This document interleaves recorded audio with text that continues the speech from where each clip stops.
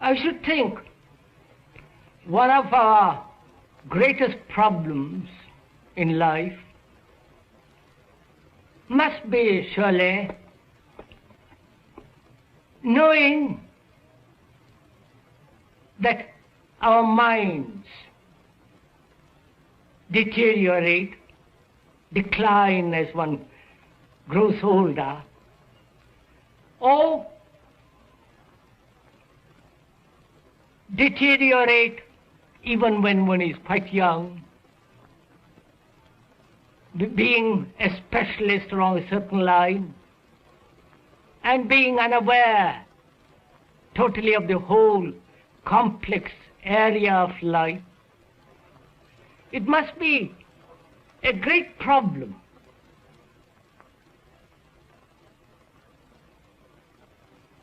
to find out whether it is at all possible to stop this deterioration,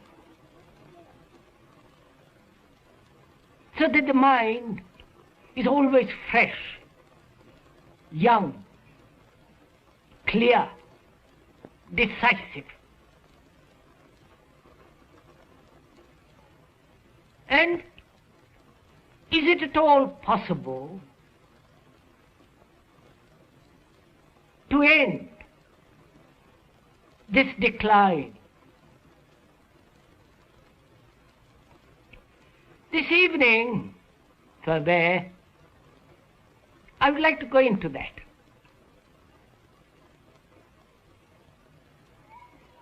Because meditation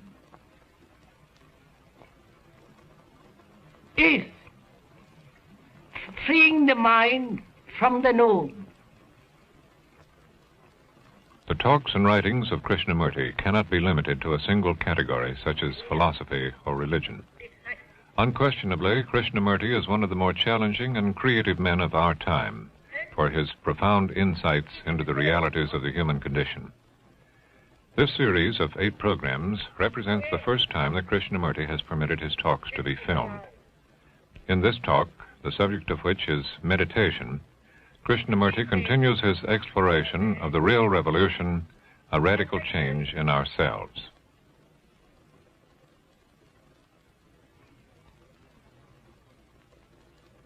The question then arises, is it at all possible to end this decaying process of this brain as well as of the mind, the whole total entity? And also whether it's possible to keep the physique, the body, extraordinarily alive, alert, energetic, and so on. So that seems to me a great issue, and therefore a challenge to find out. Now, the inquiry into this, not only verbally, but non-verbally, the inquiry, the examination into this,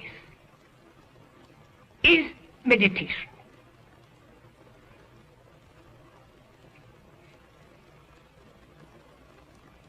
Because that word itself is so misused. There's so many methods of meditation. If we understand one, we shall understand the total systems and the ways of meditation.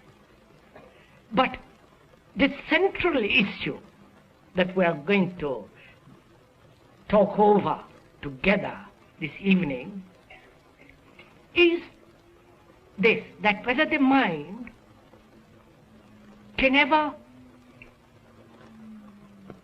rejuvenate itself,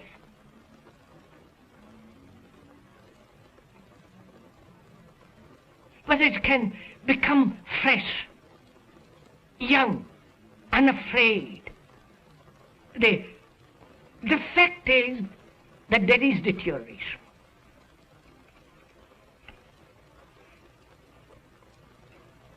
And if one looks at it and translates that deterioration or tries to transcend it or go beyond it in terms of personal inclination, temperament, and so on, it becomes a very shoddy affair.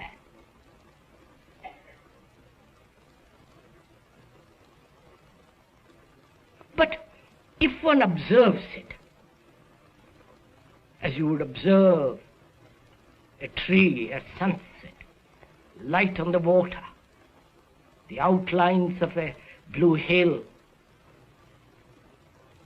just to observe it, just to observe the process of what is actually taking place in each one of us,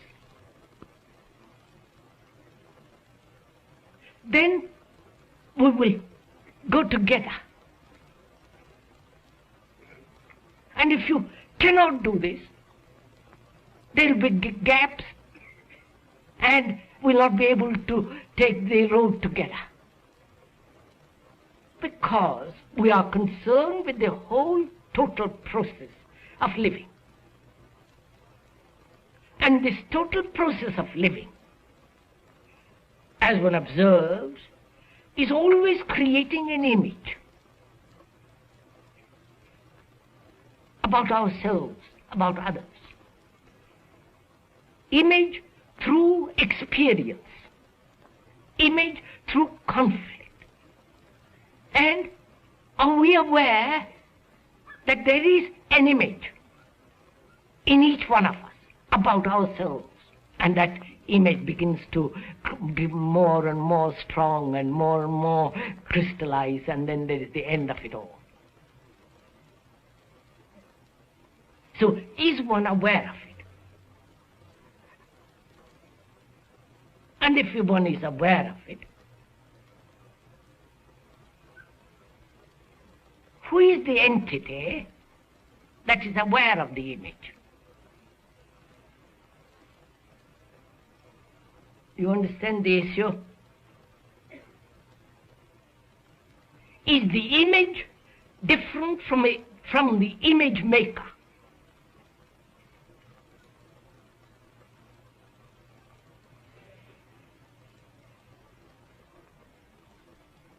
Or the image making and the image are the same?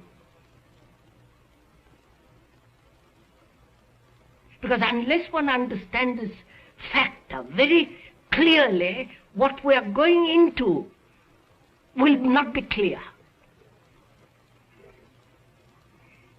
You understand? I perceive I have an image about myself. I am this and that, I am a great man or a little man, or my name is known, not known, God, all the verbal structure about oneself and the non-verbal structure about oneself. Conscious or hidden. And I realize that image exists.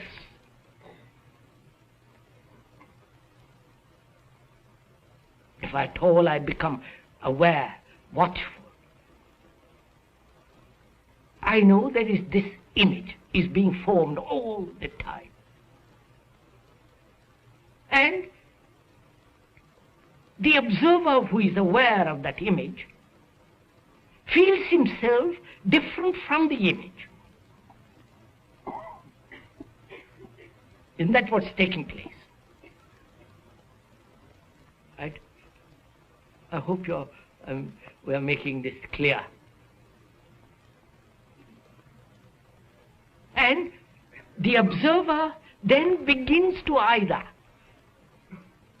say to himself that this image is the factor that brings about a deterioration, therefore I must destroy the image in order to achieve a greater result, to make the mind young, fresh, and all the rest of it.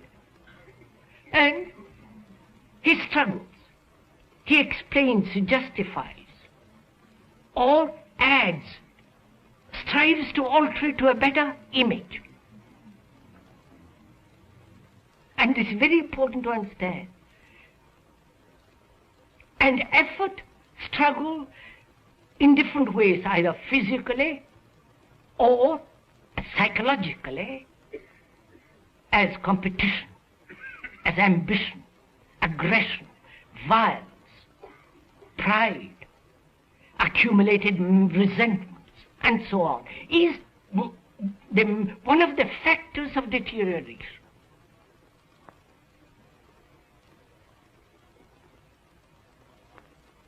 So when one realizes that the observer is the image maker, then our whole process of thinking undergoes a tremendous change.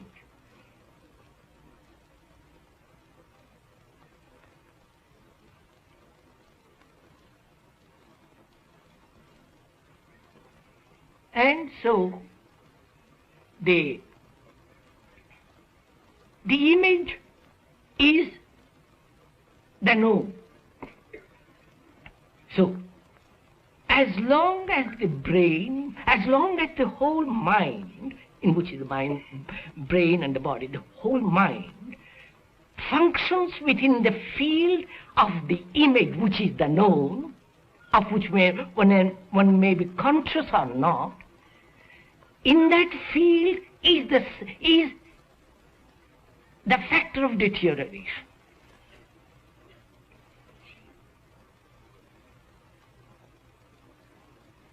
Right?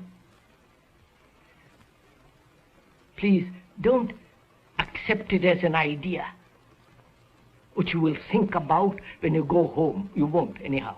But I mean, here we are doing it, taking the thing together. Therefore you must do it now, not when you go home and say, well, I've taken notes and I've understood it, I'll think about it. Don't take notes, because that doesn't help at all. So the question arises, is it possible to empty the mind of the known?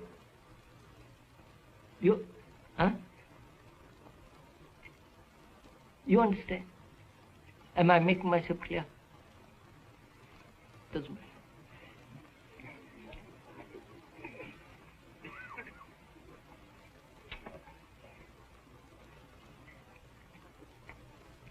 One must have asked this question vaguely or with a purpose, because one suffers, one has anxieties, whether it's possible to go beyond, or one has vague hints of it. Now we are asking it, we are asking it as a question which must be answered, as a challenge which must be responded to. And this challenge is not an outward challenge, but a psychological inward challenge. And we're going to find out whether it is possible to empty the mind of the known. This emptying of the mind is meditation.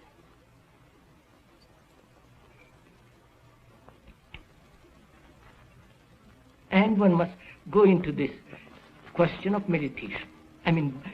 Explain it a little bit. All the Asiatic people are conditioned by this world.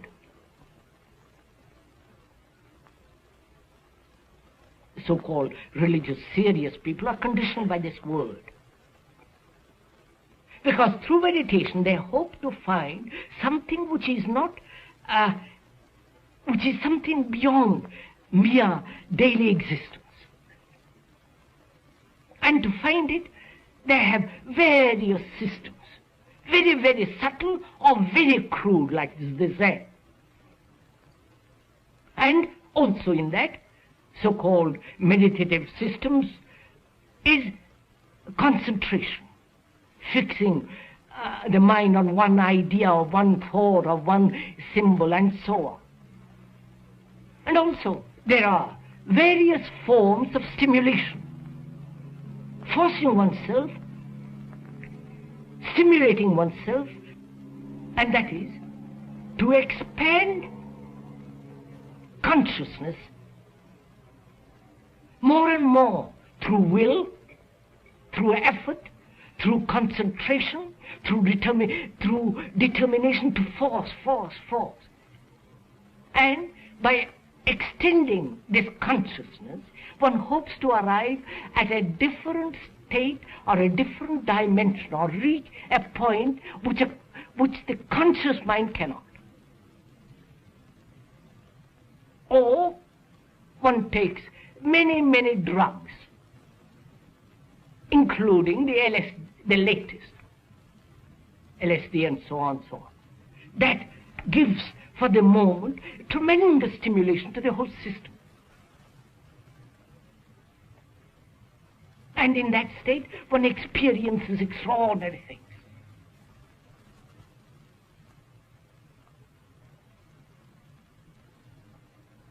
Extraordinary things through stimulation, through concentration, through discipline, through starvation, fasting. If one fasts for some days, one has obviously peculiar things happening. And one takes drugs,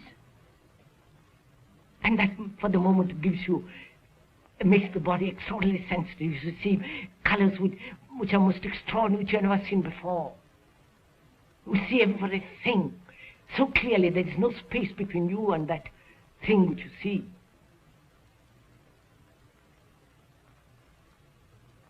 And this goes on in various forms throughout the world. The repetition of words, like in the Catholic, or in those prayers, which all make the mind a little calm, quiet, obviously, which is a trick. If you keep on repeating, you get so dull. Obviously, you go to sleep and you think that's very quiet mind. But that's not meditation. So one can brush all that aside. Even though one is committed to it, we can throw all that out of the window. And as you are listening, I hope you'll throw it out. Because we are going to something much deeper than these inventions. One can put all that aside. Because the more one practices a discipline, the more the mind becomes dull, mechanized. And that mechanizing routine process makes the mind somewhat quiet, but it is not the quietness of tremendous energy understanding. Then we can proceed to inquire whether it is at all possible to free the mind from the known. Not only the known of 1,000 years, but also of yesterday. The memory, which is memory.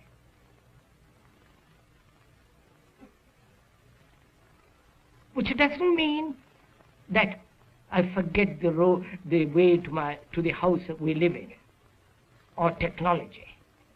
That obviously one must have. That's essential. Otherwise we can't live. But we are talking of something much at a deeper level.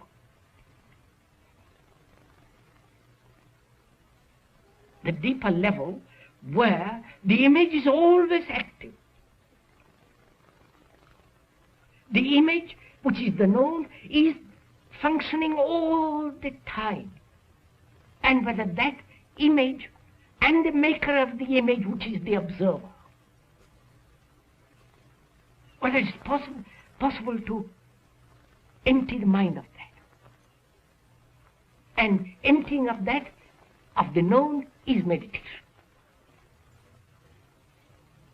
I can only understand you when I have no image about you. But if a friend, a relation, and so on, husband, wife, and all the rest of it, have an image. And the image I have, and you have about me, and I have about you, those images have relationship. And all our relationship is based on that. One sees very clearly that only when the image doesn't interfere, image as knowledge, thought, emotion, all the rest of it, interfere that I can look, I can hear, I can understand. It has happened to all of us. And suddenly you discuss, argue, point out and so on, suddenly your mind becomes quiet and you see that, you say, by Jove, I've understood. That understanding is an action, not an idea. Right? So,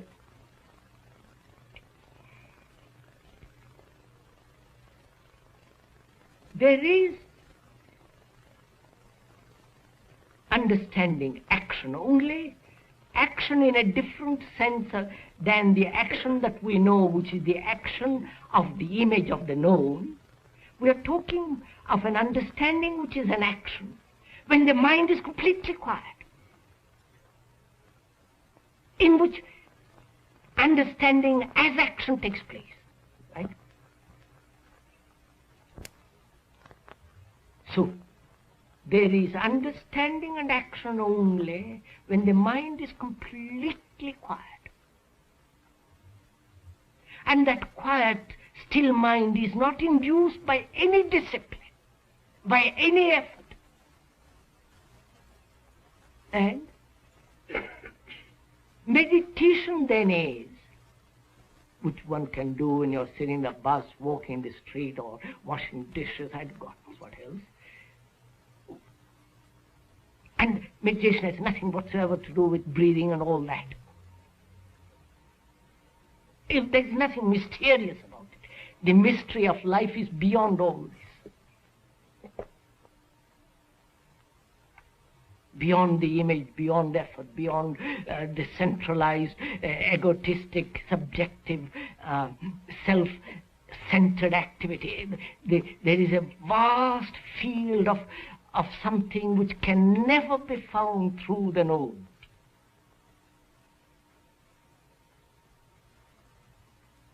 And the emptying of the mind can only take place non-verbally, only when there is no observer as the observed. All this demands tremendous attention, awareness. An awareness which is not concentration, just to observe without choosing. I mean, choice takes place only when there is confusion, not when there is clarity.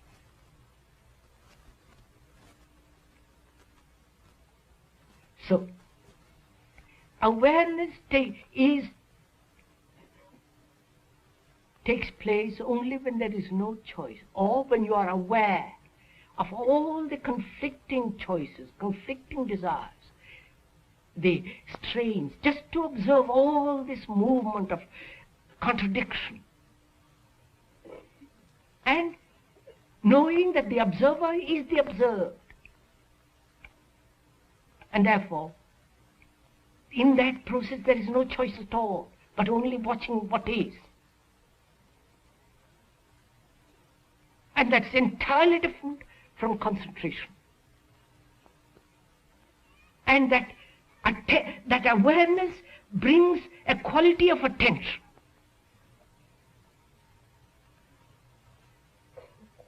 In which there is neither the observer nor the observed. And this emptying of the mind with all the experiences it has had is meditation. And that can be emptied only, all the experiences. When each experience, one becomes aware of it, sees the whole content of it, without choice, and therefore it goes, it passes by. Therefore, there is no mark of that experience as a wound, as something to remember, to recognize and keep.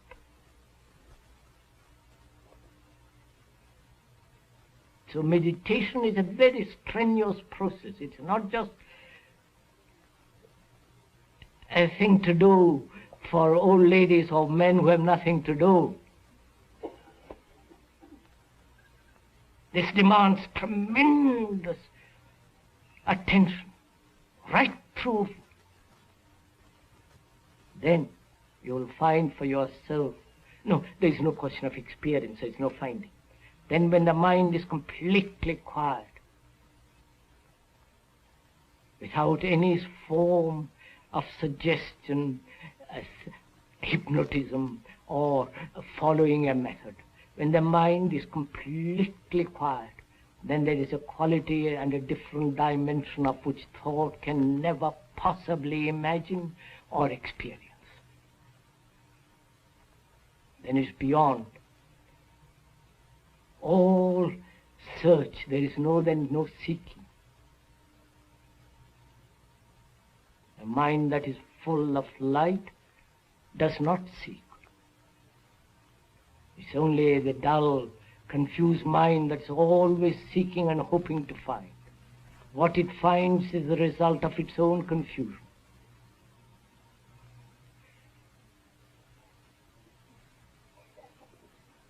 Look, please, if you understand one question, you have understood all the questions. And so, what is important in all this, in asking questions and the answers or the explanations, is that the explanation has no value at all. What has value is how you ask the question and what you're expecting out of that question. If you are attentive of what you are asking, you will see that question is answered without any difficulty.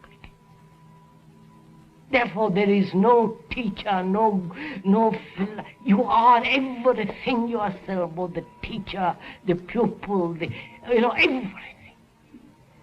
That gives you tremendous freedom to inquire.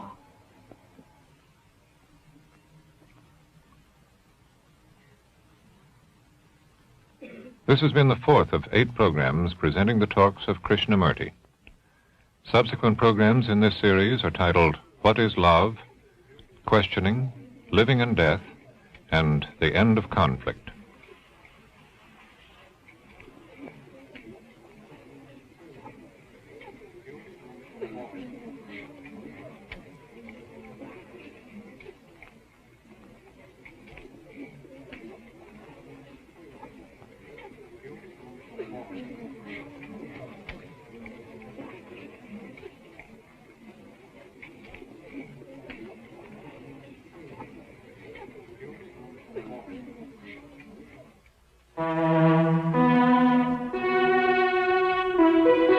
This is NET, the National Educational Television Network.